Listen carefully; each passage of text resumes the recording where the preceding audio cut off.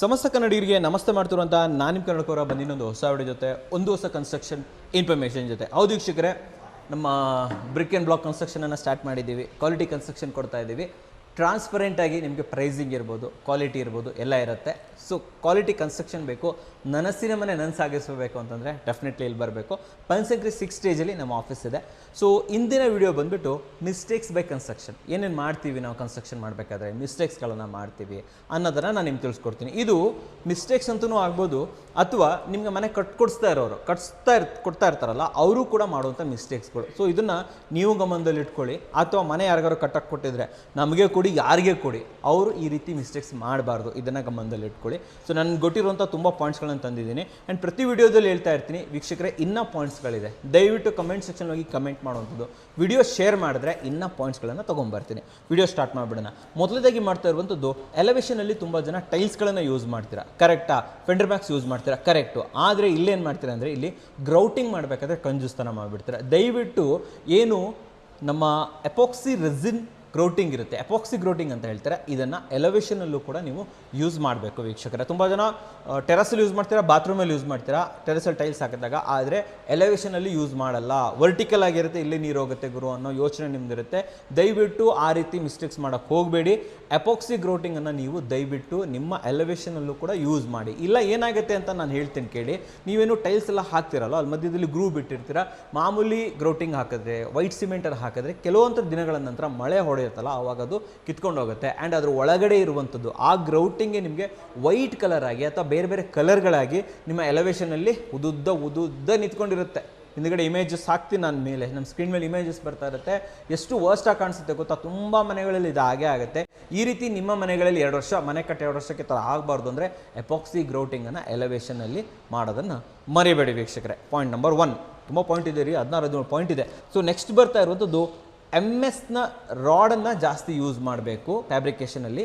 ಪೈಪನ್ನು ಅವಾಯ್ಡ್ ಮಾಡಬೇಕು. ತುಂಬ ಜನ ಏನು ಮಾಡ್ತಾರೆ ಗೊತ್ತಾ, ಇಷ್ಟಿಷ್ಟು ದಪ್ಪ ಬರುತ್ತೆ ರೀ ಅಂತ ಹೇಳ್ಬಿಟ್ಟು ಪೈಪನ್ನು ಯೂಸ್ ಮಾಡ್ತೀರಾ ಫ್ಯಾಬ್ರಿಕೇಷನಲ್ಲಿ. ಬಟ್ ಪೈಪೇ, ರಾಡೇನೆ, ಓಕೆನಾ? ಹೆಕ್ಸಾಗಾನ್ ರಾಡ್ ಇರ್ಬೋದು, ಸ್ಕ್ವೇರ್ ರಾಡ್ಸ್ ಇರ್ಬೋದು, ಎಲ್ಲ ಕಡೆ ಗೇಟ್ಸ್ ಇರ್ಬೋದು, ನಿಮ್ಮ ಬಾಲ್ಕನಿ ಇರಲಿ, ಸೇಫ್ಟಿ ಗ್ರಿಲ್ ಇರಲಿ, ಎಲ್ಲ ಕಡೆಗಳಲ್ಲೂ ಪೈಪನ್ನು ಕಮ್ಮಿ ಯೂಸ್ ಮಾಡಿ, ಬಟ್ ರಾಡನ್ನು ಜಾಸ್ತಿ ಯೂಸ್ ಮಾಡಿ. ನಾನು ಕೆಲವೊಂದು ಮನೆಗಳು ನೋಡಿದ್ದೀನಿ, ನೀವು ಪಕ್ಕದಲ್ಲಿ ಸೇಫ್ಟಿ ಗ್ರಿಲ್ಲಲ್ಲೂ ಕೂಡ ಪೈಪನ್ನು ಯೂಸ್ ಮಾಡ್ತೀರ. ಆಗ ಮಾಡೋಕ್ಕೆ ಹೋಗಬೇಡಿ.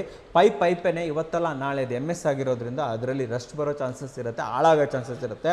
ಬಟ್ ರಾಡೇನೆ, ಅದು ನಿಜವಾಗ್ಲೂ ಕೂಡ ತುಂಬ ಚೆನ್ನಾಗಿರುತ್ತೆ. ಅಂದರೆ ಸಾಲಿಡ್ ರಾಡ್ಸ್ ಇರುತ್ತೆ ಗೊತ್ತಾ, ಅದನ್ನು ಯೂಸ್ ಮಾಡೋದನ್ನು ಮರಿಬೇಡಿ ವೀಕ್ಷಕರೇ. ಸೊ ನೆಕ್ಸ್ಟ್ ಬರ್ತಾ ಇರುವಂಥದ್ದು ಬಿಲ್ಡಿಂಗ್ ಹೈಟ್. ಹೌದು ವೀಕ್ಷಕರು, ತುಂಬ ಜನ ಏನು ಮಾಡ್ತಾರೆ ಅಂತಂದರೆ, ರೋಡ್ ಇರುತ್ತೆ, ರೋಡ್ ಲೆವೆಲಿಂದ ನಾಳೆ ದಿನ ಇದ್ರ ಮೇಲೆ ಕಾಂಕ್ರೀಟ್ ರೋಡ್ ಹಾಕ್ತಾರೆ ಏನೋ, ಇನ್ನೊಂದು 2 ರೌಂಡ್ ಟಾರ್ ಬರುತ್ತೆ ಅಂತ ಹೇಳ್ಬಿಡ್ತಾರೆ. ತುಂಬ ಹೈಟ್ ಮಾಡ್ತೀರಾ ನಿಮ್ಮ ಪಾರ್ಕಿಂಗನ್ನು. ಈ ಕನ್ಸ್ಟ್ರಕ್ಷನ್ ಲೆವೆಲ್ ಇರುತ್ತೆ, ಪ್ಲಿಂತನೇ ಹೈಟ್ ಮಾಡಿಬಿಡ್ತೀರಾ.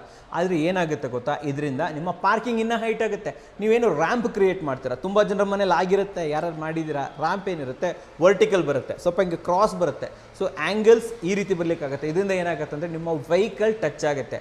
ದೊಡ್ಡ SUV ಇದ್ದರೆ ಪರವಾಗಿಲ್ಲ ರೀ, ಬಟ್ ಆದರೆ ಸೆಡಾನ್ ಏನಿರುತ್ತೆ, ಹ್ಯಾಚ್ ಬ್ಯಾಕ್ಸ್ ಏನಿರುತ್ತೆ, ಡೆಫಿನೆಟ್ಲಿ ಅಂಡರ್ ಬಾಡಿ ಕೆಳಗೆ ಡೆಫಿನೆಟ್ಲಿ ಟಚ್ ಆಗೇ ಆಗುತ್ತೆ. ಸೊ ಅದರಿಂದ ನಮ್ಮ ರೋಡ್ ಲೆವೆಲಿಂದ ನಮ್ದು 2-3 ಸ್ಟೆಪ್ ಇದ್ರೂ ಪರವಾಗಿಲ್ಲ, ಹೈಟಲ್ಲಿರಲಿ ಅಂತ ದಯವಿಟ್ಟು ಮನೆ ಕನ್ಸ್ಟ್ರಕ್ಷನ್ ಮಾಡೋದನ್ನು ದಯವಿಟ್ಟು ಅವಾಯ್ಡ್ ಮಾಡಿ.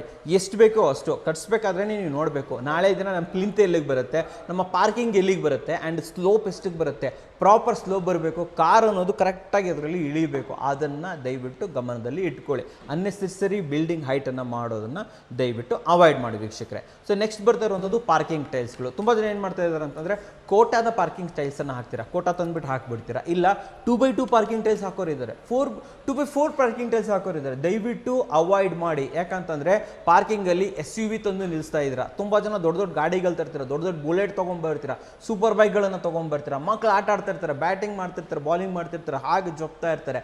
ಸೊ ದಯವಿಟ್ಟು ಪಾರ್ಕಿಂಗ್ ಟೈಲ್ಸನ್ನು 1x1 ಆರ್ 1ಗೆ 1.5 ಅಷ್ಟೇ ತೊಗೊಂಬರೋದು ಒಳ್ಳೆಯದು. ಯಾಕಂತಂದರೆ ಇದು ಸಾಲಿಡ್ ಇರುತ್ತೆ. ಆಬ್ವಿಯಸ್ಲಿ 2x2 ಕೂಡ ಸಾಲಿಡ್ ಇರುತ್ತೆ, ಥಿಕ್ನೆಸ್ ಜಾಸ್ತಿ ಇರುತ್ತೆ. ಆದರೆ ಟೈಲ್ಸ್ನ ಸೈಜ್ ಎಷ್ಟು ಚಿಕ್ಕದಾಗ್ತಾ ಹೋಗುತ್ತೆ ಅಷ್ಟು ಸ್ಟ್ರೆಂತ್ ಚೆನ್ನಾಗಿರುತ್ತೆ ಅಂತ ಹೇಳ್ಬೋದು. ಅದರ ಲೋಡಿಂಗ್ ಕೆಪಾಸಿಟಿ ಇಷ್ಟು ಟನ್ ಕೆಪಾಸಿಟಿ ಅಂತ ಇರುತ್ತೆ, ಅದು ಚೆನ್ನಾಗಿರುತ್ತೆ ಅಂತ ಹೇಳ್ಬೋದು. ನೀವು ಯಾವಾಗ 2x2 ಹಾಕ್ತೀರಾ, 2x4 ದೊಡ್ಡ ಟೈಲ್ಸ್ಗಳನ್ನು ಪಾರ್ಕಿಂಗಲ್ಲಿ ಹಾಕ್ತೀರಾ, ಅವಾಗ ಏನಾಗುತ್ತೆ ಅಂದರೆ ಒಡೆದೋಗೋ ಚಾನ್ಸಸ್ 100%. ಹೌದು ವೀಕ್ಷಕರೇ, 100 ಅಂತ ಹೇಳಲ್ಲ, ಒಂದು ಆಲ್ಮೋಸ್ಟ್ 80% ಅವರು ಕೂಡ ಅದು ಒಡೆದೋಗೋ ಚಾನ್ಸಸ್ ಇರುತ್ತೆ. ಒಂದಲ್ಲ ಒಂದು ಟೈಲ್ಸ್ ಒಡೆದೋಗೇ ಹೋಗುತ್ತೆ.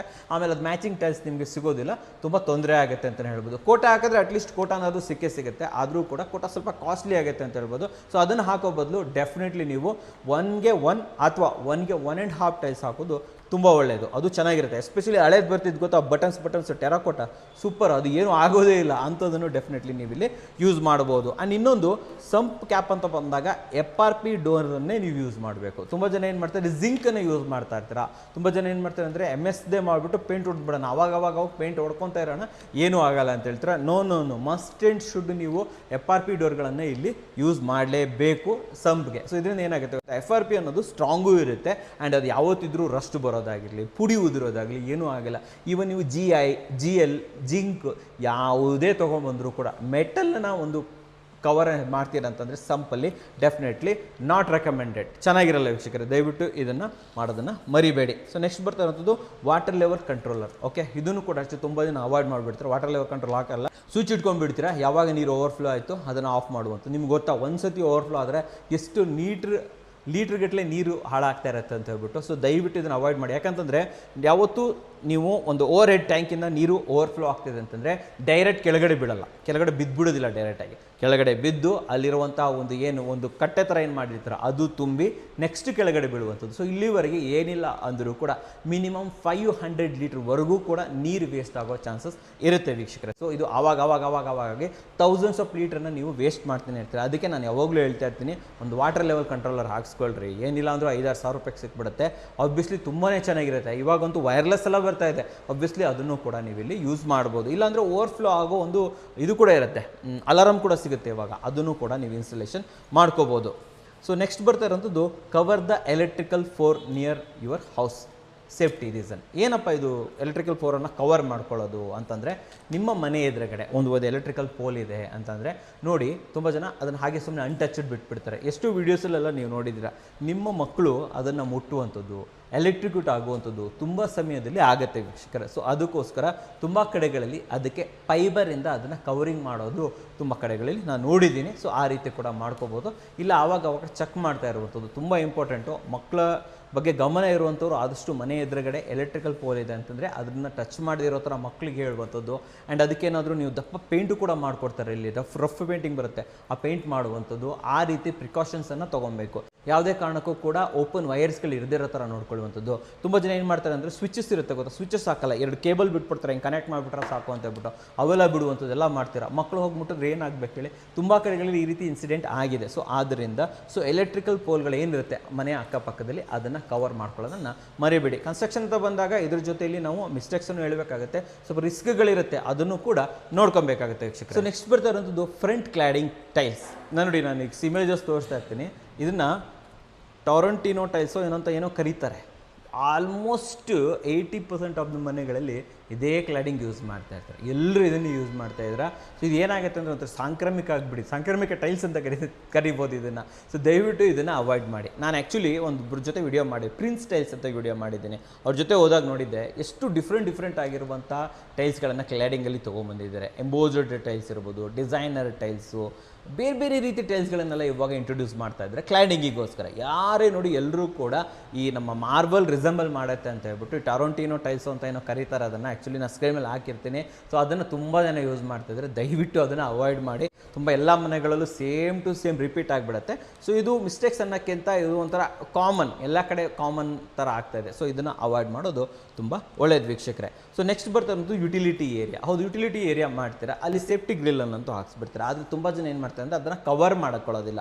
ಯಾವಾಗ ಕವರ್ ಮಾಡ್ತೀರಾ ಗೊತ್ತಾ, ನೀವು ಮಳೆಗಾಲ ಸ್ಟಾರ್ಟ್ ಆಗುತ್ತೆ ಆವಾಗ ಕವರ್ ಮಾಡೋಕ್ಕೆ ಸ್ಟಾರ್ಟ್ ಮಾಡ್ತೀರಾ. ಬಟ್ ಇವಾಗ ಮಳೆಗಾಲ ಸ್ಟಾರ್ಟ್ ಆಗಿದೆ, ಇವಾಗ ಕವರ್ ಮಾಡೋಕ್ಕೆ ಸ್ಟಾರ್ಟ್ ಮಾಡ್ತೀರಾ. ಆದರೆ ದಯವಿಟ್ಟು ಯಾರೇ ಯುಟಿಲಿಟಿನ ಕ್ರಿಯೇಟ್ ಮಾಡ್ಕೊಡ್ತಾರೆ ಅಂದರೆ ಮಾಡೋ ಟೈಮಲ್ಲಿ ಹೇಗೋ ಫ್ಯಾಬ್ರಿಕೇಷನ್ ಮಾಡ್ತಾ ಇರ್ತಾರೆ, ಅದೇ ಫ್ಯಾಬ್ರಿಕೇಟರ್ಗೆ ಹೇಳಿದ್ರೆ ಅವರು ಫೈಬರ್ ಶೀಟ್ಗಳನ್ನು ತೊಗೊಂಬರ್ತಾರೆ. ಕಂಪ್ಲೀಟ್ ನೀವು ಟ್ರಾನ್ಸ್ಪರೆಂಟ್ ಆಗಿರುವಂಥ ಫೈಬರ್ ಶೀಟ್ಗಳನ್ನು ಥ್ರೂಔಟ್ ಅದನ್ನು ನೀವು ಅಪ್ಲೈ ಮಾಡಿದ್ರೆ ನಿಮಗೂ ಒಳ್ಳೆಯದು, ನಾಳೆ ದಿನ ಅಲ್ಲಿ ಕೆಲಸ ಮಾಡುವಂಥ ಮೇಡ್ಗೂ ಒಳ್ಳೆಯದು, ಎಲ್ಲರಿಗೂ ಕೂಡ ಚೆನ್ನಾಗಿರುತ್ತೆ. ನೀರು ಬರುತ್ತೆ, ಬೀಳುತ್ತೆ, ನೀರು ತುಂಬಿಕೊಳ್ಳುತ್ತೆ, ರಸ್ಟ್ ಹಿಡಿಯುತ್ತೆ. ಎಷ್ಟೆಷ್ಟು ಸಿಂಕ್ ಹಾಕಿರ್ತಾರೆ, ಸಿಂಕ್ ಹಾಳಾಗುತ್ತೆ, ಬಟ್ಟೆ ಇಟ್ಟಿರ್ತಾರೆ, ಬಟ್ಟೆ ನೆಂದೋಗುತ್ತೆ, ವಾಷಿಂಗ್ ಮಿಷಿನ್ ಇರ್ತದೆ, ವಾಷಿಂಗ್ ಮಿಷಿನ್ ಮೇಲೆ ನೀರು ಬೀಳುತ್ತೆ. ಇವೆಲ್ಲ ಕಥೆಗಳಾಗಲ್ಲ. ಹೇಗೋ ಇವ್ರು ಬಂದಿರ್ತಾರೆ, ಫ್ಯಾಬ್ರಿಕೇಟರ್ ಬಂದಿರ್ತಾರೆ, ಅವ್ರಿಗೆ ಒಂದು ಮಾತು ಹೇಳಿದ್ರೆ ಸಾಕು, ನಿಮಗೆ ಅದೇ ಟೈಮಲ್ಲಿ ಬಂದುಬಿಟ್ಟು ಕವರೇಜನ್ನು ಮಾಡಿಕೊಡ್ತಾರೆ. ಇದನ್ನು ದಯವಿಟ್ಟು ಫಾಲೋ ಮಾಡಿ. ನೆಕ್ಸ್ಟ್ ಬರ್ತಿರೋದು ಲಪತ್ರ ಯೂಸ್ ಮಾಡೋರಿಗೆ ಹೇಳ್ತೀನಿ. ಲಪತ್ರ ಯೂಸ್ ಮಾಡೋರು ಏನು ಮಾಡ್ತೀರಾ ಗೊತ್ತಾ, ಲಪತ್ರದಲ್ಲಿ ರಫ್ನೆಸ್ ಇರುತ್ತೆ ಗೊತ್ತಾ, ಆ ರಫ್ನೆಸ್ಸಲ್ಲಿ ಕೆಲವೊಂದು ಸತಿ ಕ್ಯಾವಿಟೀಸ್ ಜಾಸ್ತಿ ಇರುತ್ತೆ, ಹೋಲ್ಸ್ ಇರುತ್ತೆ, ಕ್ಯಾವಿಟೀಸ್ ಅಲ್ಲೊಂದಿಷ್ಟು ಹೋಲ್ ಇರುತ್ತೆ. ಆ ಥರದನ್ನು ಚೂಸ್ ಮಾಡ್ತೀರಾ. ದಯವಿಟ್ಟು ಆ ಥರದನ್ನು ಚೂಸ್ ಮಾಡೋದಕ್ಕೆ ಹೋಗಬೇಡಿ. ಯಾಕೆ ಹೇಳ್ತಿದ್ದೀನಿ ಅಂತಂತಂದರೆ, ಆದಷ್ಟು ಲೆದರ್ ಫಿನಿಶ್ ತೊಗೊಳ್ಳಿ. ಲೆದರ್ ಫಿನಿಶ್ ಅಂದರೆ ಏನು, ಮುಟ್ಟಿದ್ರೆ ರಫ್ ಇರುತ್ತೆ ಬಟ್ ಅಷ್ಟು ವಿಸಿಬಲ್ ಇರೋದಿಲ್ಲ. ಆ ಥರದನ್ನು ನೀವು ತೊಗೋಬೇಕಾಗುತ್ತೆ. ಯಾಕೆ ಹೇಳ್ತೀನಿ ಅಂದರೆ, ಎಷ್ಟು ಕ್ಯಾವಿಟೀಸ್ ಇರುತ್ತಲ್ಲ ಅಷ್ಟು ನಿಮಗೆ ಅಲ್ಲಿ ಕೊಳೆ ಸೇರ್ಕೊಳ್ಳುತ್ತೆ. ಮಣ್ಣಿರ್ಬೋದು, ಸಿಮೆಂಟ್ ಇರ್ಬೋದು, ವೈಟ್ ವಾಶ್ ಮಾಡ್ತಾ ಇರಬೇಕಾದ್ರೆ ಆ ಸುಣ್ಣ ಇರ್ಬೋದು, ಪೇಂಟ್ ಇರ್ಬೋದು, ಕನ್ಸ್ಟ್ರಕ್ಷನ್ ಮಾಡಿ ಮುಗಿದ್ರೂ ನಿಮ್ಮ ಮನೆಯ ಲಪೋತ್ರ ಕ್ಲೀನ್ ಆಗಲ್ಲ. ಹೌದು ವೀಕ್ಷಕರೇ, 2-3 ವರ್ಷ ಹೋದರೂ ಕ್ಲೀನ್ ಆಗಲ್ಲ ಅಂತ ಹೇಳ್ಬೋದು. ಕೆಲವು ಸಮಯದಲ್ಲಿ ಅದು ಕ್ಲೀನ್ ಆಗೋದೇ ಇಲ್ಲ, ಹಾಗೆ ಉಳ್ಕೊಂಡ್ಬಿಡುತ್ತೆ. ಅದಕ್ಕೋಸ್ಕರ ಜಾಸ್ತಿ ಕ್ಯಾವಿಟಿ ಇರುವಂಥ ಲಪೋತ್ರಗಳನ್ನು ಯೂಸ್ ಮಾಡೋಕ್ಕೆ ಹೋಗಬೇಡಿ. ಲೆದರ್ ಫಿನಿಶ್ ಯೂಸ್ ಮಾಡಿ. ಕೋಟಾ ಯೂಸ್ ಮಾಡ್ತಾಯಿದ್ರೆ ಆ ಕೋಟಾದಲ್ಲೂ ಲೆದರ್ ಫಿನಿಶ್ ಸಿಗುತ್ತೆ. ಲೆದರ್ ಫಿನಿಶ್ ಯೂಸ್ ಮಾಡಿದ್ರೆ ರಫ್ ಇರುತ್ತೆ, ಜೊತೆಯಲ್ಲಿ ಅದು ನಿಮಗೆ ಚೆನ್ನಾಗೂ ಕಾಣಿಸುತ್ತೆ ಆ್ಯಂಡ್ ಮೇಂಟೆನೆನ್ಸ್ ಫ್ರೀ ಅಂತ ಹೇಳ್ಬೋದು. ಆ್ಯಂಡ್ ಈ ಲಪತ್ರನ ನೀವು ದಯವಿಟ್ಟು ಕ್ಲಾಡಿಂಗ್ಗಳಿಗೆ ಯೂಸ್ ಮಾಡೋದು ಆ ರೀತಿ ಮಾಡೋಕ್ಕೆ ಹೋಗಬೇಡಿ. ಎಸ್ಪೆಷಲಿ ಎಲಿವೇಷನಲ್ಲಿ ಯೂಸ್ ಮಾಡೋದು ಅಥವಾ ಎಲ್ಲಾದರೂ ವಾಲ್ ಕ್ಲಾಡಿಂಗ್ ಯೂಸ್ ಮಾಡೋದು ಸಿಗಲ್ಲ, ನಮಗೆ ಕೈಗೆ ಸಿಗಲ್ಲ ಅಂಥ ಜಾಗದಲ್ಲಿ ಯೂಸ್ ಮಾಡೋಕ್ಕೆ ಹೋಗಬೇಡಿ. ಅದರಲ್ಲಿ ಡೆಫಿನೆಟ್ಲಿ ಕೊಳೆ ಕುತ್ಕೊಳ್ಳುತ್ತೆ, ನಾಳೆ ದಿನ ಮೇಂಟೆನೆನ್ಸ್ ತಂದೆ ತರುತ್ತೆ. ಸೊ ಆದಷ್ಟು ಕ್ಯಾವಿಟೀಸ್ ಇರುವಂತಹ ಇದನ್ನು ಯೂಸ್ ಮಾಡೋದನ್ನು ಕಡಿಮೆ ಯೂಸ್ ಮಾಡಿ.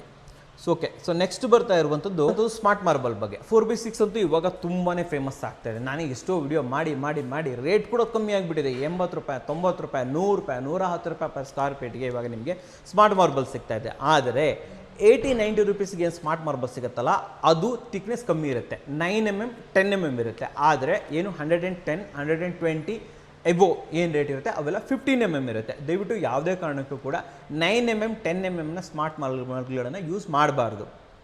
ಆಬ್ವಿಯಸ್ಲಿ ನೋಡ್ತಾ ಇರೋಂಥ ನನ್ನ ಕ್ಲೈಂಟ್ ಬೈಕೋಬೋದು, ಆದರೆ ಏನಾಗುತ್ತೆ ಗೊತ್ತಾ, ಇದರಲ್ಲಿ ಬೆಂಡ್ ಬರುತ್ತೆ ವೀಕ್ಷಕರೇ. ಬೆಂಡ್ ಬರೋ ಚಾನ್ಸಸ್ಸು 80% ಅಂತೂ ಇದ್ದೇ ಇರುತ್ತೆ ಅಂತ ಹೇಳ್ಬೋದು. ಯಾರು ಸೇಲ್ ಮಾಡೋದು ನಿಮ್ಗೆ ಹೇಳಲ್ಲ ಬೆಂಡ್ ಬರುತ್ತೆ ಅಂತ ಹೇಳ್ಬಿಟ್ಟು, ಬಟ್ ನಾನು ಹೇಳ್ತೀನಿ ಕೇಳಿ, ಆ ರೀತಿ ಬೆಂಡ್ ಬರೋ ಚಾನ್ಸ್ ಇರುತ್ತೆ. 9 mm 10 mm 4x6 ತೊಗೊಳಕ್ಕೆ ಹೋಗ್ಬಿಡಿ. 9 mm 10 mm ಏನಿದ್ರು 2x2 2x4 ಅಷ್ಟೇ. ಅದ್ರ ಮೇಲೆ ಏನಿದ್ರು ಕೂಡ 15 mm ಇರಲೇಬೇಕು. ಯಾಕಂತಂದರೆ ಆವಾಗಲೇ ಅದಕ್ಕೆ ಸ್ಟ್ರೆಂತ್ ಬರುವಂಥದ್ದು, ಸ್ಟ್ರಾಂಗ್ ಆಗಿರುವಂಥದ್ದು. ನಾಳೆ ಇದನ್ನು ಒಡೆಯೋದೂ ಇಲ್ಲ, ಜೊತೆಯಲ್ಲಿ ಬೆಂಡೂ ಬರೋದಿಲ್ಲ. ಸೊ ಒಂದು ಮನೆ ಈವನ್ ಆಗಿ ಕಾಣಿಸುತ್ತೆ, ಆಡ್ ಆಗಿ ಕಾಣಿಸೋದಿಲ್ಲ. ಸೊ ರೇಟ್ ಆಬ್ವಿಯಸ್ಲಿ ಸ್ವಲ್ಪ ಜಾಸ್ತಿನೇ, ಬಟ್ ಕಮ್ಮಿ ಸಿಗುತ್ತೆ ಅಂತ ಹೇಳ್ಬಿಟ್ಟು ಚೀಪ್ ಇರೋ ತಗೋಬಾರ್ದು. ಆ ರೇಟಲ್ಲಿ 2x4 ತೊಗೊಳ್ಳಿ. ಯಾವುದೇ ಕಾರಣಕ್ಕೂ ಕೂಡ 4x6ಗೆ ನಾನು 9 mm ಅಥವಾ 10 mm ಅನ್ನು ನಾನಿಲ್ಲಿ ಸಜೆಸ್ಟ್ ಮಾಡೋದಿಲ್ಲ. ಸೊ ನೆಕ್ಸ್ಟ್ ಬರ್ತಂತೂ ಕೋಟಾ ಸ್ಟೋನನ್ನು ತುಂಬ ಜನ ಹಾಕ್ತೀರಾ, ನಾನು ಪ್ರಮೋಟ್ ಮಾಡಿದ್ದೀನಿ. ಆದರೆ ಕೋಟಾ ಸ್ಟೋನ್ ನೀಡ್ ಮೇಂಟೆನೆನ್ಸ್. ಹೌದು ವೀಕ್ಷಕರೇ, ಕೋಟಾ ಸ್ಟೋನ್ಗೆ ಮೇಂಟೆನೆನ್ಸ್ ಬೇಕೇ ಬೇಕು. ಏನಪ್ಪ ಮೇಂಟೆನೆನ್ಸು, ಆವಾಗ ಲೈಟಾಗಿ ನೀವೇ ಅದನ್ನು ತುಂಬ ಮುತುವರ್ಜಿಯಿಂದ ಕ್ಲೀನ್ ಮಾಡ್ಕೊತಾ ಇರಬೇಕಾಗತ್ತೆ. ಏನಾದರೂ ಒಂದು ವಸ್ತುನ ತುಂಬ ದಿನದವರೆಗೆ ಒಂದು ಕೋಟಾ ಸ್ಟೋನ್ ಮೇಲೆ ಇಟ್ಟಿದ್ದೀರಿ ಅಂದ್ಕೊಳ್ಳಿ, ಆ ಜಾಗ ಇದೆ ಗೊತ್ತಾ, ಆ ಕೋಟಾ ಸ್ಟೋನ್ ಇದೆ ಗೊತ್ತಾ, ಅದೊಂಥರ ಡಿಫ್ರೆಂಟ್ ಕೈಂಡ್ ಆಫ್ ಸ್ಟೋನ್ ಇದು. ಅದನ್ನಿಟ್ಟಾಗ ಅದ್ರ ಮೇಲ್ಗಡೆ some kind of dark colour ಬರುತ್ತೆ. ಆ ಕಲರ್ ಹೋಗಿಸ್ಬೇಕು ಅಂತಂದರೆ ಮತ್ತೆ ತೆಗೆದಿಡಬೇಕು, ಆ ಸಾಮಾನು ತೆಗೆದಿಡಬೇಕು. ಅಲ್ಲೊಂದು ಸ್ವಲ್ಪ ನೀವು ಕ್ಲೀನ್ ಮಾಡಬೇಕು, ಇಲ್ಲ ಪಾಲಿಶ್ ಹಾಕಬೇಕು, ಕೊಬ್ಬರಿ ಎಣ್ಣೆಯನ್ನು ಯೂಸ್ ಮಾಡಬೇಕಾಗತ್ತೆ. ಸೊ ಮೇಂಟೆನೆನ್ಸ್ ಇದೆ. ಕೋಟಾ ಸ್ಟೋನ್ ಅಂತ ಬಂದಾಗ ಮೇಂಟೆನೆನ್ಸ್ ಇದೆ. ಸೊ ನಾನೇ ನೋಡಿದ್ದೀನಿ, ತುಂಬ ಮನೆಗಳಲ್ಲಿ ಹಾಕಿದ್ದಾರೆ. ಸೊ ಅಲ್ಲೂ ಕೂಡ ಮೇಂಟೆನೆನ್ಸ್ ಬರ್ತಾ ಇರುತ್ತೆ. ಆ್ಯಂಡ್ ಕೋಟಾ ಸ್ಟೋನ್ ನೀವು ಹೆಂಗೆ ಅಂದ್ಕೊಂಡಿರ್ತೀರಲ್ವಾ ಅದೇ ಥರ ಇರಲ್ಲ. ಯಾವತ್ತು ಗ್ರೀನ್ ಇರುತ್ತೆ, ಆ್ಯಕ್ಚುಲಿ ಯಾವಾಗಲೂ ಗ್ರೀನೇ ಇರುತ್ತೆ, ಹಂಗೇನಿಲ್ಲ. ಅದು ಆವಾಗ ತನ್ನ ಒಂದು ಕಲರನ್ನು ಚೇಂಜ್ ಮಾಡ್ತಾ ಇರುತ್ತೆ. ಕೆಲವೊಂದು ಸತಿ ಡಾರ್ಕ್ ಆಗುತ್ತೆ, ಕೆಲವೊಂದು ಸತಿ ಲೈಟ್ ಆಗುತ್ತೆ, ಕೆಲವೊಂದು ಕಡೆ ಮಾತ್ರ ಡಾರ್ಕ್ ಆಗುತ್ತೆ, ಕೆಲವೊಂದು ಕಡೆ ಲೈಟ್ ಆಗುತ್ತೆ. ಸೊ ವೇರಿ ಆಗುತ್ತೆ. ಸೊ ಕೋಟಾ ಸ್ಟೋನ್ ಅದೊಂಥರ ನ್ಯಾಚುರಲ್ ಸ್ಟೋನೇ. ಸೊ ನೀವು ಅದನ್ನು ಕಂಟ್ರೋಲ್ ಮಾಡೋಕ್ಕಾಗಲ್ಲ. ಟೈಲ್ಸು ಸ್ಮಾರ್ಟ್ ಮಾರ್ಬಲ್ ಮಾತ್ರ ಕಂಟ್ರೋಲೇಬಲ್, ಯಾವ್ದು ಬೇಕು ಅದೇ ಥರ ಇರುತ್ತೆ. ಸೊ ಆದ್ದರಿಂದ ಕೋಟಾ ಸ್ಟೋನ್ ಹಾಕೋರು ದಯವಿಟ್ಟು ನೋಡಿ, ಆದಷ್ಟು ನೀವು ರಫ್ ಫಿನಿಶ್ ಹಾಕಿದ್ರೆ ಒಳ್ಳೆಯದು. ಅಂದರೆ ಲೆದರ್ ಫಿನಿಶ್, ಕೋಟಾದಲ್ಲಿ ಲೆದರ್ ಫಿನಿಶ್ ಇಸ್ ಬೆಸ್ಟ್. ಈ ಗ್ಲಾಸಿ, ಸೆಮಿ ಗ್ಲಾಸಿ ಇವೆಲ್ಲ ಬರುತ್ತಲ್ಲ, ಇದು ತನ್ನ ಕಲರನ್ನು ಸ್ವಲ್ಪ ಚೇಂಜ್ ಮಾಡ್ತಾ ಇರುತ್ತೆ. ಸೊ ಬಿ ಅವೇರ್ ಅಂತಲೇ ಕೂಡ ಹೇಳೋಕ್ಕೆ ಇಷ್ಟಪಡ್ತೀನಿ. ಬಟ್ ಲೆದರ್ ಫಿನಿಶ್ ಹಾಕಿದ್ರೆ ಅದು ಹೆಂಗಿರುತ್ತೆ ಹಂಗೆ ಇರುತ್ತೆ ರಫ್. ಬಟ್ ಮೇನ್ ಹಾಲ್ಗೆ ಯಾರು ಲೆದರ್ ಫಿನಿಶ್ ಹಾಕಲ್ಲ. ಏನಿದ್ರು ಕೂಡ ಪಾರ್ಕಿಂಗಿಗೆ ಹಾಕ್ತಾರೆ, ಟೆರಸ್ಗೆ ಹಾಕ್ತಾರೆ, ದಟ್ಸ್ ಓಕೆ, ಅಲ್ಲಿ ಬೇಕಾದ್ರೆ ಹಾಕೋಬೋದು ಅಂತ ಹೇಳ್ತೀನಿ. ಸೊ ಕೋಟಾ ಸ್ಟೋನ್ ಬಗ್ಗೆ ನಾವು ಸ್ವಲ್ಪ ನೋಡ್ಕೊಳ್ಳೋದು, ಮೇಂಟೆನೆನ್ಸ್ ಇದೆ, ಮೇಂಟೈನ್ ಮಾಡೋಕ್ಕೆ ರೆಡಿ ಇದ್ದರೆ ಡೆಫಿನೆಟ್ಲಿ ಕೋಟಾ ಸ್ಟೋನನ್ನು ಯೂಸ್ ಮಾಡ್ಬೋದು. ನೆಕ್ಸ್ಟ್ ಬರ್ತಾ ಇರೋಂಥದ್ದು ವಾಲ್ಗಳಿಗೆ. ದಯವಿಟ್ಟು ಹೊಸ ಮನೆ ಕಟ್ಸ್ತಾ ಇರೋಂಥವ್ರು ಮನೆ ಕಟ್ಸೋ ಟೈಮಲ್ಲೇ ಪೇಂಟ್ ಮಾಡೋಕ್ಕಿಂತ ಮುಂಚೆನೇ ಮಾರ್ಬಲ್ ಶೀಟ್ಗಳನ್ನು ಹಾಕ್ಬಿಡಿ. ಡೆಫಿನೆಟ್ಲಿ ಒಳ್ಳೆಯದಂತ ಹೇಳ್ತೀನಿ. ಯಾಕಂತಂದರೆ ಮೇಂಟೆನೆನ್ಸ್ ಫ್ರೀ. ಮಾರ್ಬಲ್ ಶೀಟ್ ಹಾಕ್ಬೇಕಂತ ಬಿಡೋ ಜಾತ್ರೆ ಥರ ಯಾವುದೋ ಕಲರ್ಗಳನ್ನು ತಂದು ಹಾಕೋ, ದಯವಿಟ್ಟು ಅದೆಲ್ಲ ಮಾಡೋಕ್ಕೋಗ್ಬೇಡಿ. ವೈಟು ಬೇಜು ಎರಡೇ ಕಲರ್ ನಾನು ನಿಮಗೆ ಸಜೆಸ್ಟ್ ಮಾಡುವಂಥದ್ದು. ಇಲ್ಲ ಸ್ವಲ್ಪ ಡಾರ್ಕ್ ಬೇಕು ಅಂತಂದರೆ grey or brown, light brown ಅಷ್ಟೇ ನಾನು ನಿಮ್ಗೆ ಸಜೆಸ್ಟ್ ಮಾಡುವಂಥದ್ದು. ಲಿವಿಂಗ್ ಎಂಟೈರ್ ಆಗಿ ನೀವು ಮಾರ್ಬಲ್ ಶೀಟ್ ಹಾಕೋದು ಒಳ್ಳೆಯದು. ಇಲ್ಲ ಖರ್ಚು ಮಾಡೋಕ್ಕೆ ಸ್ವಲ್ಪ ರೆಡಿ ಇದ್ದೀರಾ ಅಂತಂದರೆ ಟೈಲ್ಸ್. ಎಸ್ ವೀಕ್ಷಕರೇ, ಸ್ವಲ್ಪ ಥಿಕ್ನೆಸ್ ಕಡಿಮೆ ಇರುವಂಥ ಟೈಲ್ಸ್ಗಳನ್ನು ಎಂಟೈರ್ ಆಗಿ ಲಿವಿಂಗ್ಗೆ ಹಾಕೊಂಡ್ರೆ ಮೇಂಟೆನೆನ್ಸ್ ಫ್ರೀ ಇರುತ್ತೆ. ಆರಾಮಾಗಿ 10 ವರ್ಷ 20 ವರ್ಷ 30 ವರ್ಷ ಪೇಂಟಿಂಗೇ ಬೇಡ, ಮೇಂಟೆನೆನ್ಸ್ ಫ್ರೀ ಆಗಿರ್ಬೋದು. ಕಿಚನ್ಗೂ ಕೂಡ, ಕಿಚನ್ ಅಂತೂ ಆಬ್ವಿಯಸ್ಲಿ ಡ್ಯಾಡೋ ಟೈಲ್ಸ್ ಹಾಕ್ತೀರಾ, ಎಲ್ಲ ಕಡೆ ಕಿಚನ್ಸ್ಗಳಿಗೂ ಕೂಡ ಟೈಲ್ಸ್ಗಳನ್ನ ಹಾಕೊಂಡ್ಬಿಡಿ, ಮೇಂಟೆನೆನ್ಸ್ ಫ್ರೀ ಇರುತ್ತೆ ಅಂತ ಹೇಳ್ಬೋದು. ಇಲ್ಲ ನಮಗೆ ಸ್ವಲ್ಪ ಕಾಸ್ಟ್ ಕಟ್ಟಿಂಗ್ ಆಗಲಿ ಅಂತಂದರೆ ಮಾರ್ಬಲ್ ಶೀಟನ್ನು ಯೂಸ್ ಮಾಡಿ. ಸೊ ಇದರಿಂದ ಏನಾಗುತ್ತೆ ಗೊತ್ತಾ, ಸೊ ಮಕ್ಕಳಿಗೆ ಈಚಲಿ, ಪೇಂಟ್ ಮಾಡಲಿ, ಪೇಂಟ್ ಬಡೀಲಿ, ಏನಾದರೂ ಮಾಡಲಿ, ನೋ ಟೆನ್ಷನ್, ನೋ ಪ್ರಾಬ್ಲಮ್. ಇಲ್ಲ ಅಂತಂದರೆ ಇದೆರಡೂ ಬೇಡ ಅಂತಂದರೆ ವಾಟರ್ ಪ್ರೂಫ್, ಹೌದು ವೀಕ್ಷಕರು, ವಾಟರ್ ಪ್ರೂಫ್ ಪೇಂಟ್ ಸಿಗುತ್ತೆ, ನೋ ಮೇಂಟೆನೆನ್ಸ್ ಪೇಂಟ್ಗಳು ಸಿಗುತ್ತೆ, ಏಷ್ಯನ್ ಪೇಂಟ್ಸಲ್ಲಿ ಬರುತ್ತೆ, ಅದನ್ನು ಯೂಸ್ ಮಾಡ್ಬೋದು. ತುಂಬ ಕಾಸ್ಟ್ಲಿ ಇದೆ ಆ್ಯಕ್ಚುಲಿ, ಓಕೆನಾ. ಸೊ ಬಟ್ ಆದರೆ ನೀವು ಮಾಡೋದಕ್ಕೆ ರೆಡಿ ಇದ್ದೀರಾ ಅಂತಂದರೆ ಡೆಫಿನೆಟ್ಲಿ ಇದನ್ನು ನೀವು ಯೂಸ್ ಮಾಡ್ಬೋದು. ಈ ರೀತಿ ಪೇಂಟ್ಕೊಳ್ಳೋದು ಕೂಡ ತುಂಬ ಚೆನ್ನಾಗಿ ಬರುತ್ತೆ, ಅದನ್ನು ಕ್ಲೀನ್ ಮಾಡ್ಬೋದು ನೀವು. ಇಲ್ಲಿ ಬಂತು ಅಂದ್ಕೊಳ್ಳಿ, ಇದಕ್ಕೆ ಸ್ಕಾಲಿನ್ ಸ್ಪ್ರೇ ಮಾಡಿ ಕ್ಲೀನ್ ಮಾಡಿ. ಇವಾಗ ಮಾಮೂಲಿ ಪೇಂಟಿಗೆ ನೀವು ಕ್ಲೀನ್ ಮಾಡೋಕ್ಕೋದ್ರೆ ಪೇಂಟೇ ಕಿತ್ಕೊಂಡ್ಬರುತ್ತೆ. ಬಟ್ ಆದರೆ ಆ ಥರದನ್ನು ಕೂಡ ಯೂಸ್ ಮಾಡಿ ತುಂಬ ಕಾಸ್ಟ್ಲಿ ಆಗುತ್ತೆ. ಅದನ್ನು ಮಾಡೋ ಬದಲು ಟೈಲ್ಸ್ ಹಾಕೋದು ಬೆಟರು, ಮಾರ್ಬಲ್ ಶೀಟ್ ಹಾಕೋದು ಬೆಟರು. ಯಾಕಂತಂದರೆ ವಾಟರ್ ಪ್ರೂಫ್ ಪೇಂಟು ನೀವು ಎಷ್ಟೇ ಮಾಡಿಸಿರಿ ಒಂದು 5 ಇಯರ್ಸ್ ಅದನ್ನು ಚೇಂಜ್ ಮಾಡಲೇಬೇಕು. ಕಾಮನ್ ಪೇಂಟ್ ಆದರೆ 3 ಇಯರ್ಸ್ಗೆ ಒಂದ್ಸತಿ ಚೇಂಜ್ ಮಾಡಿಸ್ಲೇಬೇಕು, ಮತ್ತೆ ಪೇಂಟ್ ಹೊಡಿಸ್ಲೇಬೇಕು.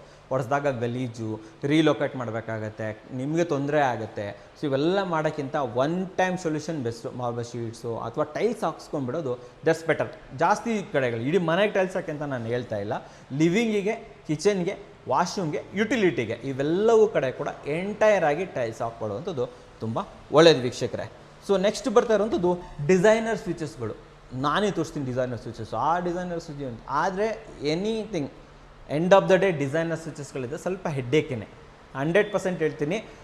ನಾರ್ಮಲ್ ಸ್ವಿಚಸ್ ಇದೆ ಗೊತ್ತಾ, ಟಿಕ್ಟಾಕ್ ಮೇಲೆ ಕೆಳಗೆ, ದಟ್ಸ್ ಬೆಟರ್ ಪೀರಿಯಡ್ ಅದು ಆ್ಯಕ್ಚುಲಿ, ಯಾವತ್ತೂ ಒಳ್ಳೇದದು. ಓಕೆ. ಸೊ ಬಟ್ ಇದಿಲ್ಲ, ನಾನು ಹಾಫ್ ಸ್ವಿಚಸ್ ಬರುತ್ತೆ, ಅರ್ಧ ಮೇಲೆ ಅರ್ಧ ಕೆಳಗೆ, ಒಂದು ಒಳಗೆ ಕನ್ಸಿಲ್ಡ್ ಆಗಿರುತ್ತೆ, ಗೊತ್ತಿದ್ರೆ ಆಫ್ ಆನ್ ಅಂತಲೇ ಗೊತ್ತಾಗೋದಿಲ್ಲ.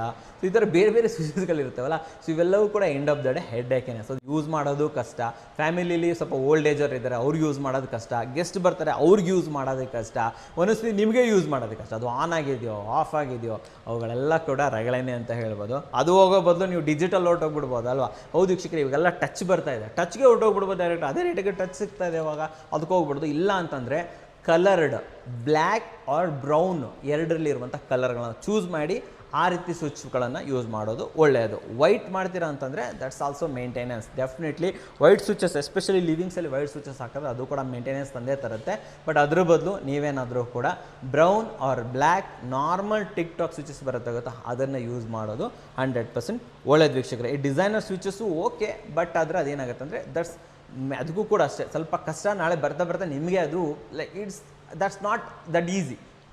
ಏನಂತಾರೆ ಅದಕ್ಕೆ, ಈಸ್ ಆಫ್ ಯೂಸ್ ಅಂತ ಹೇಳ್ತಾರೆ ಗೊತ್ತಾ, ಯೂಸ್ ಮಾಡೋದು ತುಂಬ ಈಸಿ ಇರಬೇಕು, ಅದಷ್ಟು ಈಸಿ ಇರೋದಿಲ್ಲ. ಸೊ ನಿಮಗೆ ಕೆಲವೊಂದು ಸತಿ ಫ್ರಸ್ಟ್ರೇಟ್, ಯಾರದೋ ಮೇಲ್ಗಡೆ ಸಿಟ್ಟು, ಆ ಟ್ರಾಫಿಕ್ ಸಿಟ್ಟಲ್ಲಿ ಬಂದಿರ್ತೀರಿ, ಇಲ್ಲಿ ಸ್ವಿಚ್ ಹಾಕಕ್ಕೆ ಹೋಗ್ತೀರಾ, ಇದು ಆನ್ ಇದೆಯೋ ಆಫ್ ಇದೆಯೋ, ಮೇಲೊತ್ತಲೋ ಕೆಳಗೊತ್ತಲೋ ಅನ್ನೋದೇ ದೊಡ್ಡ ಟೆನ್ಷನ್ನು.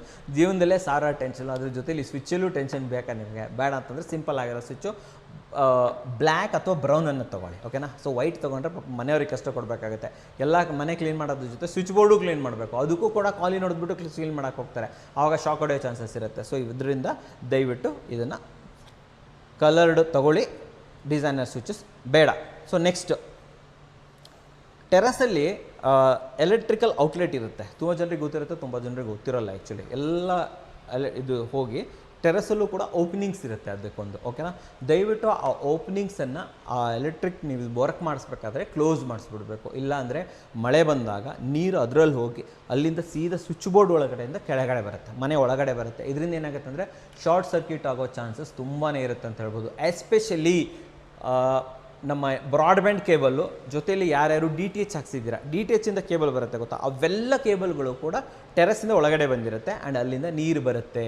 ಸೊ ಅಲ್ಲಿ ಕೆಲವರು ಏನು ಮಾಡ್ತಾರೆ, ಇನ್ಸುಲೇಷನ್ ಟೇಪ್ ಹಾಕ್ಬಿಟ್ಟು ಸ್ವಿಚ್ ಬಿಡ್ತಾರೆ. ಇಲ್ಲ ವೀಕ್ಷಕರೇ, that is not the permanent solution. ಅಲ್ಲಿ ಯಾವ ರೀತಿ ಪ್ಯಾಕ್ ಮಾಡಬೇಕು ಅದೇ ರೀತಿ ಪ್ಯಾಕ್ ಮಾಡಬೇಕು. ಎಸ್ಪೆಷಲಿ ಮಾಡಬೇಕು ಅಂತಂದರೆ ಸೀಲೆಂಟ್ ಹಾಕ್ಬಿಟ್ಟು ನೀವು ಅದನ್ನು ಪ್ಯಾಕ್ ಮಾಡ್ಬೋದು, MCL ಹಾಕ್ಬಿಟ್ಟು ಪ್ಯಾಕ್ ಮಾಡ್ಬೋದು, ಸಿಮೆಂಟ್ ಮೆತ್ಬಿಟ್ಟು ಪ್ಯಾಕ್ ಮಾಡ್ತೀರಾ ಅಂದರೆ ಪ್ಯಾಕ್ ಮಾಡ್ಬೋದು, ವೈರ್ ಆದ ಬಂದ ಮೇಲೆ, ಓಕೆನಾ. ಸೊ ಅದನ್ನು ನೀಟಾಗಿ ಪ್ಯಾಕ್ ಮಾಡ್ಕೊಬೇಕು. Especially salient better, rubber salient ಬರುತ್ತೆ ಗೊತ್ತಾ, ರಬ್ಬರ್ ಸೀಲೆಂಟ್ ಹಾಕ್ಬಿಟ್ಟು ಅದನ್ನು ಕವರ್ ಮಾಡ್ಕೊಳ್ಳಿ. ಇಲ್ಲಾಂತಂದರೆ ಹೆವಿ ಮಳೆ ಬಂದಾಗ ಆಬ್ವಿಯಸ್ಲಿ ನೀರೆಲ್ಲ ಸ್ವಿಚ್ ಬೋರ್ಡಿಂದ ಹೊರಗಡೆ ಬಂದೇ ಬರುತ್ತೆ. ಇದು ತುಂಬ ಜನಕ್ಕೆ ಗೊತ್ತಿರೋಲ್ಲ ಎಲ್ಲಿರುತ್ತೆ ಔಟ್ಲೆಟ್ ಅಂತ ಹೇಳ್ಬಿಟ್ಟು. ಫಸ್ಟ್ ಆಫ್ ಆಲ್ ತಿಳ್ಕೊಳ್ಳಿ, ನಿಮ್ಮ ಎಲೆಕ್ಟ್ರಿಷಿಯನ್ಗೆ ಕೇಳಿ ನಮ್ಮದೆಲ್ಲ ಕೇಬಲ್ ಮೇಲಿಂದ ಬರೋದಕ್ಕೆ ಎಲ್ಲಿದೆ ಔಟ್ಲೆಟು, 1 ಇಂಚ್ ಪೈಪ್ ಬಿಟ್ಟಿರ್ತಾರೆ ಅವರು ಮೇಲಿಂದ ಬರಲಿ ಅಂತ ಹೇಳ್ಬಿಟ್ಟು. ಸೊ ಆ 1 ಇಂಚ್ ಪೈಪ್ ಓಪನಿಂಗ್ ಎಲ್ಲಿದೆ ಅನ್ನೋದನ್ನು ತಿಳ್ಕೊಳ್ಳಿ. ಮಲ್ಟಿಪಲ್ ಓಪನಿಂಗ್ಸ್ ಬಿಟ್ಟಿರ್ತಾರೆ, ಯಾಕಂತಂದರೆ ತುಂಬ ಕಡೆಗಳಲ್ಲಿ ಸೋಲಾರ್ ಹಾಕ್ಸ್ತೀರಾ, ಆ ಸೋಲಾರ್ ಕೇಬಲ್ ಬರಬೇಕು, ಅದಕ್ಕೋಸ್ಕರ ಔಟ್ಲೆಟ್ ಬಿಟ್ಟಿರ್ತೀರ. ಅದೆಲ್ಲದಕ್ಕೂ ಕೂಡ ಡೆಫಿನೆಟ್ಲಿ ಅಲ್ಲಿ ಕವರಿಂಗ್ ಓಪನ್ ಇದ್ದೇ ಇರುತ್ತೆ. ಆ ಓಪನಿಂಗನ್ನು ನೀಟಾಗಿ ರಬ್ಬರ್ ಸೀಲೆಂಟ್ ಹಾಕಿ ಕ್ಲೋಸ್ ಮಾಡ್ಕೊಳ್ಳೋದನ್ನು ಮರಿಬೇಡಿ. ಸೊ ನೆಕ್ಸ್ಟ್ ಬರ್ತಾ ಇರುವಂಥದ್ದು ಪ್ರಾವಿಷನ್ಗಳು. ಲಾಸ್ಟ್ ಪಾಯಿಂಟ್ ಇದು ಪ್ರಾವಿಷನ್. ಒಂದು ಮನೆ ಕಟ್ಟಬೇಕಾದ್ರೆ ಏನೇನು ಪ್ರಾವಿಷನ್ ಬಿಡಬೇಕು, ಯಾವುದಕ್ಕೆ ಪ್ರಾವಿಷನ್ನು ಹೇಳ್ತಾ ಹೋಗ್ತೀನಿ.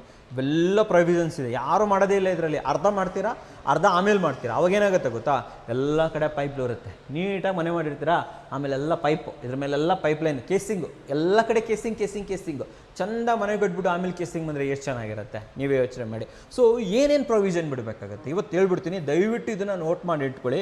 ಸೊ ವೀಕ್ಷಕರೇ, ಪ್ರಾವಿಷನ್ ಅಂತ ಬಂದಾಗ EV ಚಾರ್ಜಿಂಗು 3 ಪಾಯಿಂಟ್ ಬೇಕು. ನಾವು ಲಾಸ್ಟ್ ವೀಡಿಯೋದಲ್ಲಿ ಹೇಳಿದ್ದೀವಿ, ನಿಮಗೊಂದು, ನಿಮ್ಮ ಮನೆಯವ್ರಿಗೊಂದು, ಬಾಡಿಗೆ ಮನೆ ಕೊಟ್ಟಿದ್ದಾರೆ ಬಾಡಿಗೆ ಮನೆಯವ್ರಿಗೊಂದು, ಬಾಡಿಗೆ ಮನೆ 2 ಇದೆಯಾ, 2. ಸೊ ಎಷ್ಟು ಬಾಡಿಗೆ ಮನೆ ಇದೆ ಅಷ್ಟು EV ಚಾರ್ಜಿಂಗು, ನಿಮಗೊಂದು ನಿಮ್ಮ ವೈಫ್ಗೊಂದು 2. ಸೊ ಇರಲೇಬೇಕು, ಯಾಕಂದರೆ ಎಲ್ಲರ ಹತ್ರನೂ EV car, EV bike, EV scooter ಎಲ್ಲ EV ಬಂದುಬಿಟ್ಟಿದೆ ಇವಾಗ. ಸೊ ಚಾರ್ಜಿಂಗ್ ಸಾಕೆಟ್ ಬೇಕು. 16 ಆ್ಯಂಪ್ 32 ಆ್ಯಂಪ್ಸ್, ಕಾರ್ ಇದ್ದರೆ 32, ಬೈಕ್ ಇದ್ದರೆ 16 ಆ್ಯಂಪ್ಸ್. ಪ್ಲಗ್ ಪಾಯಿಂಟ್ಗಳು ಬೇಕೇ ಬೇಕು. ವಿಡಿಯೋ ಡೋರ್ ಬೆಲ್ಲು, ನಾರ್ಮಲ್ ಬೆಲ್ಗೂ ಒಂದು ಪ್ರಾವಿಷನ್ ಬೇಕು, ವಿಡಿಯೋ ಡೋರ್ ಬೆಲ್ಗೂ ಕೂಡ ಒಂದು ಪ್ರಾವಿಷನ್ ಬೇಕಾಗುತ್ತೆ. ದಯವಿಟ್ಟು ಗಮನ, ತುಂಬ ಜನ ಹಾಕ್ಸ್ತೀರ ವಿಡಿಯೋ ಡೋರ್ ಬೆಲ್ಲು.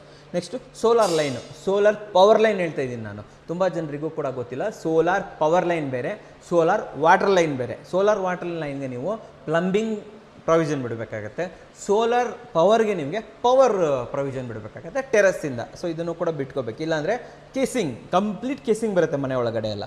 ಇದು ನೆಕ್ಸ್ಟ್ ವಾಟರ್ ಲೆವೆಲ್ ಕಂಟ್ರೋಲರ್. ತುಂಬ ಕಡೆಗಳಲ್ಲಿ ಇದು ವೈರ್ಲೆಸ್ ಬರ್ತಾ ಇದೆ, ಬಟ್ 2 ಫ್ಲೋರ್ 3 ಫ್ಲೋರ್ ಅಂತ ಬಂದಾಗ ಅದು ತುಂಬ ಸತಿ ವರ್ಕ್ ಆಗಲ್ಲ. ಸೊ ಅದಕ್ಕೋಸ್ಕರ ಏನು ಮಾಡಿ ಅಂತಂದರೆ ವಾಟರ್ ಲೆವೆಲ್ ಕಂಟ್ರೋಲರ್ಗಳು ಹೋಗೋಕ್ಕೂ ಕೂಡ ಒಂದು ಕೇಬಲಿಂಗ್ಗೆ ಪ್ರಾವಿಷನನ್ನು ಬಿಟ್ಕೋಬೇಕಾಗತ್ತೆ. ವಾಟರ್ ಲೈನ್ ಪ್ಲಂಬಿಂಗ್ ಅಂತಂದೆ, ಈ ಸೋಲಾರ್ ಹೀಟ್ರಿಗೊಂದು ಪ್ಲಂಬಿಂಗ್ ಬಿಡ್ತೀರಲ್ಲ, ಅದೇ ರೀತಿಯಲ್ಲಿ ಕಾವೇರಿ ವಾಟರ್ ಲೈನ್ಗೆ ಒಂದು, ಮಾಮೂಲಿ ನಿಮ್ಮ ಕಾರ್ಪೊರೇಷನ್ ಅವ್ರು ವಾಟರ್ ಬಿಡ್ತಾರಲ್ಲ ಅದಕ್ಕೊಂದು, ಇಲ್ಲ ಲೇಔಟಿಂದ ನಿಮಗೆ ಒಂದು ಇದು ಬಿಟ್ಟಿರ್ತಾರೆ, ಬೋರ್ವೆಲ್ಲಿಂದ ಬಿಟ್ಟಿರ್ತಾರೆ ಅದಕ್ಕೊಂದು. ಸೊ ಯಾವುದಕ್ಕೆ ಬೇಕು ವಾಟರ್ ಪೈಪ್ ಲೈನ್ಗಳನ್ನು ಮುಂಚೆನೇ ಬಿಟ್ಕೊಂಡಿರ್ಬೇಕಾಗುತ್ತೆ, ಒಳಗಡೆಯಿಂದ ಹೊರಗಡೆ ಕನೆಕ್ಟ್ ಮಾಡಿ ಇಟ್ಕೋಬೇಕು. ಇಲ್ಲ ಟ್ಯಾಂಕರಿಂದ ಹಾಕ್ಸ್ಕೊತೀವಿ ಅಂತಂದರೆ ಅದಕ್ಕೂ ಕೂಡ ಪ್ರಾವಿಷನ್ ಬಿಟ್ಕೋಬೋದು. ಇವಾಗ ಟ್ಯಾಂಕರೇ ಒಳಗೆ ತರಬೇಕು, ಪೈಪ್ ಹಾಕಬೇಕು, ಹಾಗೇನೇ ಇಲ್ಲ. ಒಳಗಡೆಯಿಂದ ಒಂದು ಪೈಪ್ ತೊಗೊಂಡ್ಬಿಟ್ಟು ಹೊರಗಡೆ ಹಾಕಿಬಿಟ್ಟು ಒಂದು ಕ್ಯಾಪ್ ಹಾಕಿಟ್ಬಿಟ್ರೆ ಕ್ಯಾಪ್ ತೆಗೆದ ಅದರಿಂದ ನೀರನ್ನು ಕೂಡ ಹಾಕೋಬೋದು. ಬಟ್ ಆ ಕ್ಯಾಪನ್ನು ಲಾಕ್ ಮಾಡಿಡೋ ತುಂಬ ಇಂಪಾರ್ಟೆಂಟ್. ನಾಳೆ ದಿನ ಯಾರೋ ಬಂದರೂ ಕ್ಯಾಪ್ ತೆಗೆದ್ರು ಅಲ್ಲಿ ಏನೋ ಹಾಕಿದ್ರು ಅಂದರೆ ಸೀದಾ ಬಂದು ನಿಮ್ಮ ಸಂಪ್ ಒಳಗಡೆ ಬೀಳುತ್ತೆ. ಅದಕ್ಕೆ ನೀವು ಅದನ್ನು ಲಾಕ್ ಮಾಡಿ ಇಟ್ಕೊಬೇಕು. ಇದನ್ನು ಗಮನದಲ್ಲಿ ಇಟ್ಕೊಳ್ಳಿ. ಯಾರು ಸಂಪಿಗೆ ನೀರು ಹೊರಗಡೆ ಮಾಡ್ಕೊತೀರಾ ಆ ಕ್ಯಾಪ್ ಇರುತ್ತಲ್ಲ ಅದು ಲಾಕ್ ಆಗಬೇಕು. ದಯವಿಟ್ಟು ಲಾಕ್ ಸಿಗುತ್ತೆ, ಆ ಥರದ್ದು ಕೂಡ ಇರುತ್ತೆ, ಅದನ್ನು ಮಾಡ್ಕೊಳ್ಳಿ. ನೆಕ್ಸ್ಟ್ UPS ಲೈನು, UPSಗೂ ಕೂಡ ಸಪ್ರೇಟ್ ಲೈನ್ ಇರಲೇಬೇಕು. ಹೇಗೆ ನೀವು ಸೋಲಾರ್ಗೆ ಒಂದು ಲೈನ್ ತೊಗೊತೀರ ಗೊತ್ತಾ, ಅದೇ ರೀತಿಯಲ್ಲಿ UPSಗೆ ಲೈನ್ ಬೇಕು. ನೆಕ್ಸ್ಟು ಗ್ಯಾಸ್ ಲೈನು, ಅದಂತೂ ಎಲ್ಲರೂ ಮಾಡಿಸ್ತಾರೆ ಇವಾಗ. ಕಾಪರ್ ಗ್ಯಾಸ್ ಲೈನು ಪೈಪ್ ಹಾಕ್ಸ್ತಾರೆ ಗೊತ್ತಾ, 1 mm ದಪ್ಪ ತೊಗೊಳ್ರಿ. ಅದನ್ನು ಹೇಳ್ತೀನಿ, 6 mm 8 mm 1 mm ಬರುತ್ತೆ ದಪ್ಪ ಗೇಜು. ಸೊ ಪೈಪ್ ಯಾರು ಹಾಕ್ಸ್ತಾ ಇದ್ದಾರೆ ಅವರೆಲ್ಲರೂ ಕೂಡ 1 mm ದಪ್ಪ ಇರುವಂಥ ಗ್ಯಾಸ್ ಲೈನನ್ನು ಹಾಕ್ಕೊಳ್ಳಿ. ಇಂಟರ್ನೆಟ್ ಕೇಬಲ್, ಹೌದು ವೀಕ್ಷಕರೇ, ಬ್ರಾಡ್ಬ್ಯಾಂಡ್ ಕೇಬಲ್ಲು ಕೂಡ ಇವಾಗ ಪ್ರಾವಿಷನ್ ಬೇಕೇ ಬೇಕು. ನಿಮ್ಮ ಮನೆ ಒಳಗಡೆ ಬ್ರಾಡ್ಬ್ಯಾಂಡ್ ಇಟ್ಕೊತೀರಾ, ಇದು ಹೋಗ್ಬೇಕಲ್ಲ, ಕೇಬಲ್ ಹೋಗ್ಬೇಕಲ್ಲ, ಎಲ್ಲ ಟೆರಸ್ಸಿಂದನೇ ಬರುತ್ತೆ. ಸೊ ಅದಕ್ಕೂ ಕೂಡ ಒಂದು ಪ್ರಾಪರ್ ಒಂದು ಪ್ರಾವಿಷನ್ ಬೇಕು. ಆ ಪ್ರಾವಿಷನ್ ಮೇಲ್ಗಡೆ ಸೀಲ್ ಮಾಡಿರಿ, ಇಲ್ಲಾಂದರೆ ಮೇಲ್ಗಡೆಯಿಂದ ನೀರು ಬರುತ್ತೆ. ಆವಾಗಲೇ ಹೇಳಿದೆ. CCTV ಕೇಬಲ್ಲು, ಎಲ್ಲರ ಮನೆಯಲ್ಲೂ ಇವಾಗ CCTV ಹಾಕುವಂಥದ್ದು ತುಂಬ ಇಂಪಾರ್ಟೆಂಟ್. ಪೊಲೀಸರು ಬಂದು ಹೇಳ್ತಾರೆ CCTV ಇದೆಯಾ ಹಾಕಿಸಿ, ತುಂಬ ಒಳ್ಳೆಯದು. ಅದರಲ್ಲಿ ಎಸ್ಪೆಷಲಿ ಯಾರು ಮನೆ ಔಟ್ಸ್ಕರ್ಟಲ್ಲಿ ಕಟ್ತಾ ಇದ್ರ. ಸೊ ಇವಾಗೆಲ್ಲ ನಾನೇ ಔಟ್ಸ್ಕರ್ಟಲ್ಲೆಲ್ಲ ವಿಡಿಯೋ ಮಾಡ್ತೀವಿ, ಸೈಟ್ ತೊಗೊತೀರಾ, ಮನೆ ಕಟ್ತೀರಾ, ಬಟ್ ಆದರೆ ಸೇಫ್ಟಿ ಬೇಕು ತಾನೆ. ಒಂದು CCTVಗೂ ಕೂಡ ಎಲ್ಲೆಲ್ಲಿ ಬರ್ಬೋದು, ನಮ್ಮ ಮನೆ ಎಂಟ್ರೆನ್ಸಲ್ಲಿ, ಟೆರಸ್ಸಲ್ಲಿ, ಪ್ರತಿ ಫ್ಲೋರಲ್ಲಿ, ಪಾರ್ಕಿಂಗಲ್ಲಿ, ಎಲ್ಲ ಕಡೆಗಳಲ್ಲೂ ಕೂಡ CCTV ಬಂದೇ ಬರುತ್ತೆ. ಸೊ ಅದಕ್ಕೋಸ್ಕರ ಒಂದು ಪ್ರಾವಿಷನನ್ನು ಬಿಟ್ಕೊಳ್ಳೋದು ತುಂಬ ಇಂಪಾರ್ಟೆಂಟು. DTH ಆಬ್ವಿಯಸ್ಲಿ ಪ್ರತಿಯೊಬ್ಬರು ಕೂಡ DTHಗೆ ಒಂದು ಪ್ರಾವಿಷನ್ ಬಿಟ್ಟಿರ್ತಾರೆ. ಬಟ್ ಇವಾಗೆಲ್ಲ DTH ಎಲ್ಲ ಕಮ್ಮಿ ಆಗ್ತಾ ಇದೆ, ಎಲ್ಲರೂ ಕೂಡ ಬ್ರಾಡ್ಬ್ಯಾಂಡ್ ತೊಗೊತಾ ಇದ್ದೀರಾ. ಸೇಮ್ ಪ್ರಾವಿಷನನ್ನು DTHಗೆ ಏನು ಪ್ರಾವಿಷನ್ ಬಿಟ್ಟಿರ್ತೀರ, ಸೇಮ್ ಪ್ರಾವಿಷನನ್ನು ನೀವು ಇಲ್ಲಿ ಯೂಸ್ ಮಾಡ್ಬೋದು ವೀಕ್ಷಕರೇ. So these are the things mistakes in ಕನ್ಸ್ಟ್ರಕ್ಷನನ್ನು ಮಾಡಬೇಕಾದ್ರೆ ಈ ರೀತಿ ಮಿಸ್ಟೇಕ್ಸ್ಗಳನ್ನು ಮಾಡಬೇಡಿ. ಒಂದೇ ಬಿಟ್ಟಿಲ್ಲ ಅಂದರೆ ಈಗಲೇ ತಿಳ್ಕೊಳ್ಳಿ. ಅಥವಾ ನಿಮ್ಮ ಕನ್ಸ್ಟ್ರಕ್ಷನ್ ಯಾರಿಗೋ ಕೊಟ್ಟಿದ್ರ ಅಂದರೆ ಅವರಿಗೆ ಈ ವಿಡಿಯೋ ತೋರಿಸಿ, ಇವೆಲ್ಲ ಬೇಕು ನಮಗೆ ಅಂತ ಡಿಮಾಂಡ್ ಮಾಡಿ.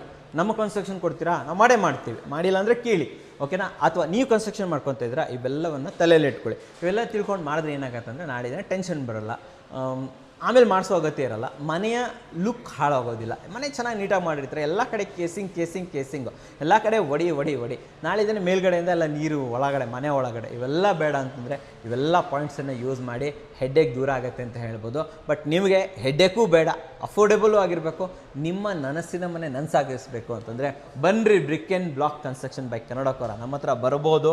ಡೆಫಿನೆಟ್ಲಿ ನಿಮ್ಮ ನನಸಿನ ಮನೆ ನನಸಾಗಿಸ್ಕೋಬೋದು. ಅದು ಕೂಡ ಕೇವಲ 1699ನಿಂದ ನಿಮಗೆ ಒಳ್ಳೆ ಕನ್ಸ್ಟ್ರಕ್ಷನನ್ನು ಕೊಡ್ತಾ ಇದ್ದೀವಿ. ಬೆಂಗಳೂರು, ಮೈಸೂರು, ತುಮಕೂರು, ಚಿತ್ರದುರ್ಗ, ದಾವಣಗೆರೆ ಎಲ್ಲ ಕಡೆಗಳಲ್ಲೂ ಕೂಡ ನಮ್ಮ ಕನ್ಸ್ಟ್ರಕ್ಷನ್ ನಡೀತಾ ಇದೆ. ನಿಮಗೂ ಕೂಡ ಮಾಡಿಕೊಡೋದಕ್ಕೆ ನಾವು ರೆಡಿ ಇದ್ದೀವಿ. ನಮ್ಮ ಪ್ಯಾಕೇಜಸ್ಗಳು ಜಸ್ಟ್ 1699ಇಂದ ಸ್ಟಾರ್ಟ್ ಆಗುತ್ತೆ. ಅಷ್ಟೇ ಅಲ್ಲದೆ ಆಫರ್ಗಳು ಕೂಡ ನಡೀತಾ ಇರುತ್ತೆ. ನಾವು ಜಾಸ್ತಿ ಆಫರ್ ಕೊಡಲ್ಲ, ಯಾಕೆ ಗೊತ್ತಾ, ನಾವು ಕ್ವಾಲಿಟಿ ಮೇಲೆ ಕಾನ್ಸಂಟ್ರೇಟ್ ಮಾಡ್ತೇವೆ ಹೊರತು ಆಫರ್ ಮೇಲೆ ಕಾನ್ಸಂಟ್ರೇಟ್ ಮಾಡಲ್ಲ. ಸೊ ಕ್ವಾಲಿಟಿ ಕನ್ಸ್ಟ್ರಕ್ಷನ್ ಬೇಕು, ನನಸಿನ ಮನೆ ನನಸಾಗಿಸಬೇಕು ಅಂತಂದರೆ ಡೆಫಿನೆಟ್ಲಿ ತಾವೆಲ್ಲರೂ ಕೂಡ ಬ್ರಿಕ್ ಆ್ಯಂಡ್ ಬ್ಲಾಕ್ ಬೈ ಕನ್ನಡಕೋರ ನಮ್ಮ ಕನ್ಸ್ಟ್ರಕ್ಷನ್ಗೆ ಬರ್ಬೋದು. ಬೆಂಗಳೂರಿನ ಬನಶಂಕರಿ 6th ಸ್ಟೇಜಲ್ಲಿ ನಮ್ಮ ಆಫೀಸ್ ಇದೆ. ಇಲ್ಲಿ ಕರ್ನಾಟಕ ಬ್ಯಾಂಕ್ ಇದೆ ವೀಕ್ಷಕರೇ. ಕರ್ನಾಟಕ ಬ್ಯಾಂಕ್ ಮೇಲ್ಗಡೆ 3rd ಫ್ಲೋರಲ್ಲಿ ನಮ್ಮ ಆಫೀಸ್ ಇದೆ. ಬರೋದನ್ನು ಮಡಿಬೇಡಿ. ಸ್ಕ್ರೀನ್ ಮೇಲೆ ನಮ್ಮ ಆಫೀಸ್ನ ನಂಬರ್ ಕೊಟ್ಟಿರ್ತೀನಿ, ಆ ಮೂಲಕ ನೀವು ನಮ್ಮನ್ನು ಕಾಂಟ್ಯಾಕ್ಟ್ ಮಾಡ್ಬೋದು. ಕ್ವಾಲಿಟಿ ಕನ್ಸ್ಟ್ರಕ್ಷನನ್ನು ಅಫೋರ್ಡೆಬಲ್ ಆಗಿ ಮಾಡಿಸ್ಕೋಬೋದು ವೀಕ್ಷಕರೇ. ಸೊ ನೋಡಿದ್ರಲ್ಲ, ನಿಮಗೋಸ್ಕರ ಉತ್ತಮವಾದ ವಿಡಿಯೋ ತಂದಿದ್ದೀನಿ, ಎಷ್ಟು ಒಳ್ಳೆ ಮಾಹಿತಿನ ತೊಗೊಬಂದಿದ್ದೀನಿ. ಸೊ ವಿಡಿಯೋ ಇಷ್ಟ ಆದರೆ ಲೈಕ್ ಮಾಡಿ, ಇಷ್ಟ ಆಗಿಲ್ಲ ಅಂದರೆ ಡಿಸ್ಲೈಕ್ ಮಾಡಿ, ಏನೇ ಅದು ಸಬ್ಸ್ಕ್ರೈಬ್ ಅಂತೂ ಮಾಡಲೇಬೇಕು, ಯಾಕಂದರೆ ಕನ್ನಡಿಗರೇ ಕನ್ನಡಿಗರನ್ನ ಬೆಳೆಸಬೇಕು. ನಮಸ್ಕಾರ.